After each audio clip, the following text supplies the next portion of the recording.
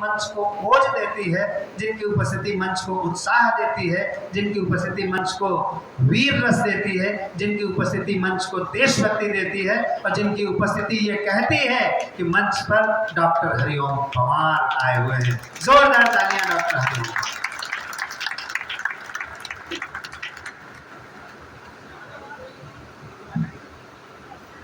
मैं आप सबका अभिवादन करता हूं।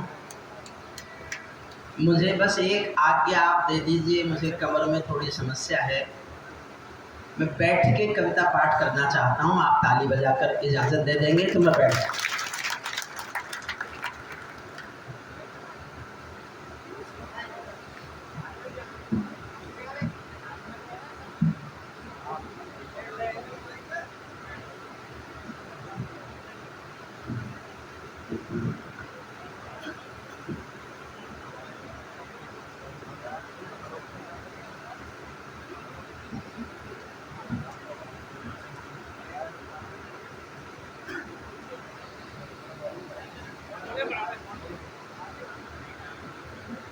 ये सब थोड़ी देर के लिए है। जो बहुत आवाज़ करने वाले कूलर हैं, इनकी आवाज़ यहाँ बहुत आ रही है, और आप बिना कूलर के हैं सब। इतनी तो गर्मी नहीं है कि मंच के लोगों को लगे। एक बार बंद कर दें, 10 मिनट में पढ़ूंगा। एक बार बंद प्लीज, एक बार बंद कीजिए। बहुत देखिए आवाज में अंतर आया ना। ये व्यवस्था ये कभी पहले से भी करा सकते थे, संचालक तो करा ही सकता था, लेकिन वो लखनऊ से आए हैं।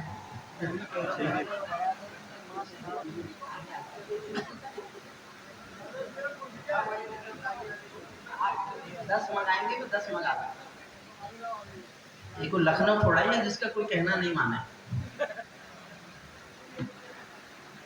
बहुत अच्छा संचालन हमारे रमेश जी ने किया। हम तो हंसी में कुछ भी कहते हैं। नानक जी, मैंने पहली बार उनको सुना। वो एक श्रेष्ठ कवि हैं, आपके शहर के। 4-5 साल पहले आया था, भगवान मकरंद शायद यही उन्होंने बुलाया था। यहाँ के आपके शहर के कवि हैं, आपके शहर में इतनी बड़ी बड़ी प्रतिभाएं हैं, तो इन बाहर वालों को बुलाने की जरूरत क्या है? अगले साल इनको मत बुलाना। मैं तो अगले साल खैर नहीं आऊँगा। ये मेरे जीवन के कवि सम्मेलनों का अंतिम दौर चल रहा है। अगर कोरोना नहीं हुआ होता तो मैंने कवि सम्मेलनों से संन्यास ले लिया होता, क्योंकि 2 साल कोरोना ने हमको दुख दिया, तो हम 2 साल देश को दुख देंगे।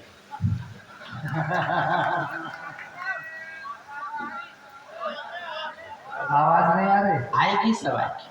मेरी आवाज आएगी, थोड़ा और बढ़ा लीजिए। वो कह रहे हैं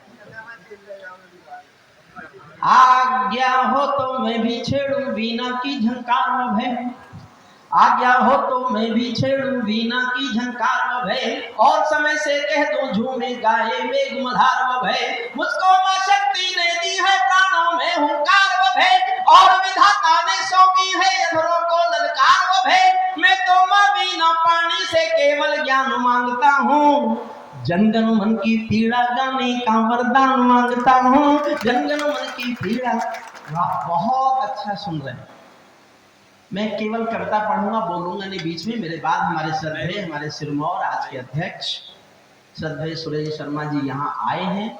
ये मेरे लिए आश्चर्य का विषय है। वो बता रहे हैं मैं पहली बार 50 साल से मंच पर हूँ, 55 साल से वो मंच पर है, और मैं पहली बार आया। मैं कामा की नगर पालिका परिषद को, चेयरमैन साहिबा को और सबको इसलिए बधाई देता हूं कि आपके तो अच्छे दिन सचमुच आए हुए हैं। अगर आप सुरेश शर्मा और हरिओम पंवार दोनों को एक साथ बुला सकते हो, जिनको महानगरों में कोई नहीं बुला पाता, तो सैल्यूट करता हूं मैं कामा की जनता को भी। और कोरोना के बाद इतने लोग या तो मैंने डीग में कविता सुनते हुए देखे, या मैं कामा में सुनते हुए देख रहा हूँ, वरना कोरोना से डरा हुआ है देश अभी भी। इतने लोग कहीं भी कविता सुनने के लिए अभी बाहर नहीं निकले।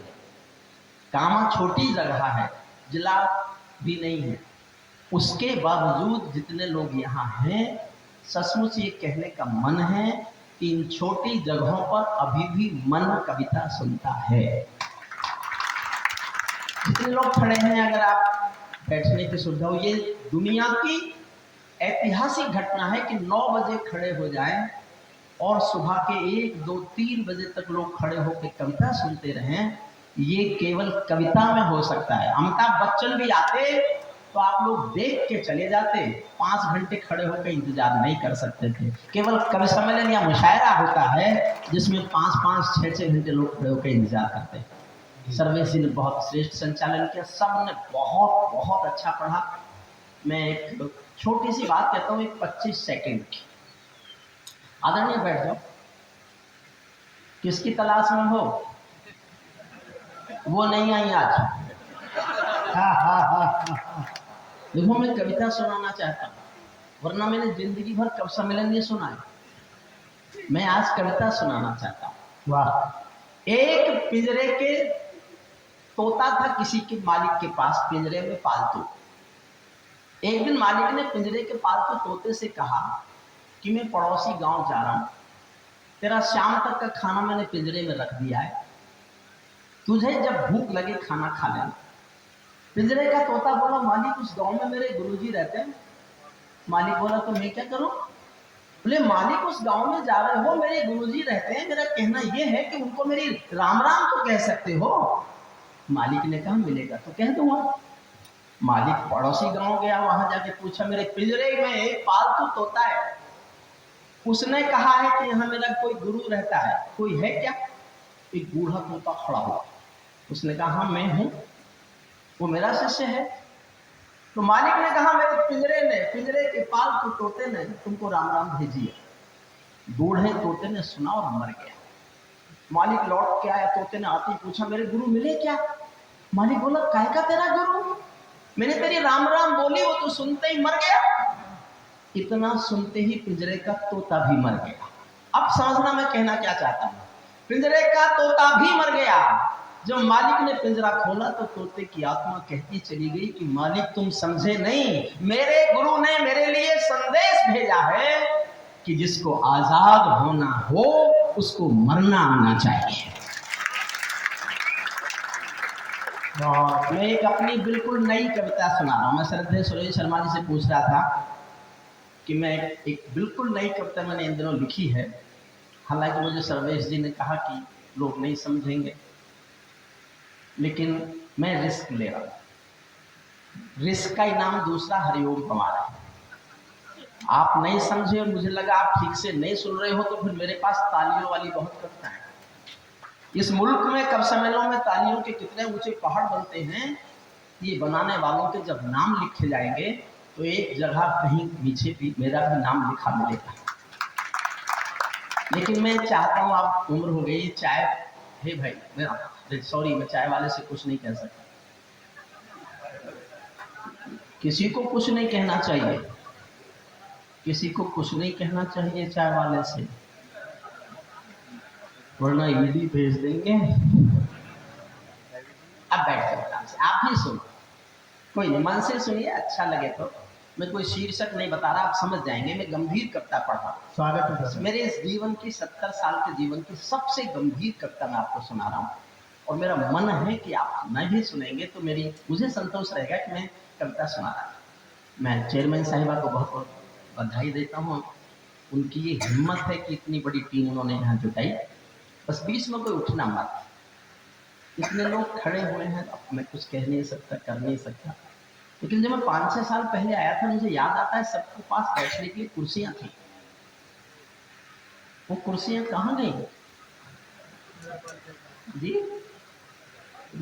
ऊपर इतनी नहीं है, ऊपर इतनी नहीं, ऊपर इतनी नहीं है, ऊपर इतनी नहीं है। ऊपर जो लोग हैं सब लोग, उनकी व्यवस्था है कि आप लोगों को इतने ऐसे ऐसे सबको। सुरेश शर्मा तो कल आपके कामों में लगे मत सुनना, लेकिन सुरेश शर्मा को देख भर लिया आपने तो भी आपका काम हो।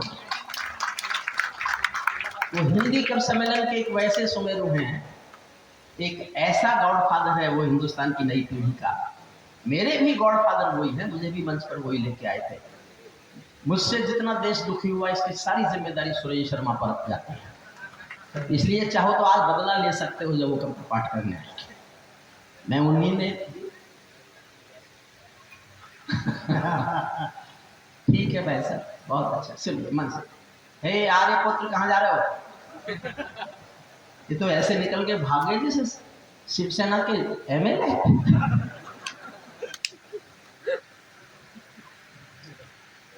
पैरों में अंगारे बांधे, सीने में तूफान भरे, मुझसे जुड़ जाना बस। मेरा मन है आज एक गंभीर कविता आपके कानों के लिए सुनाना नहीं, आपके दिलों पर छपने की कोशिश में कविता सुना रहा। सुरेंद्र सार्थक ने सचमुच बहुत श्रेष्ठ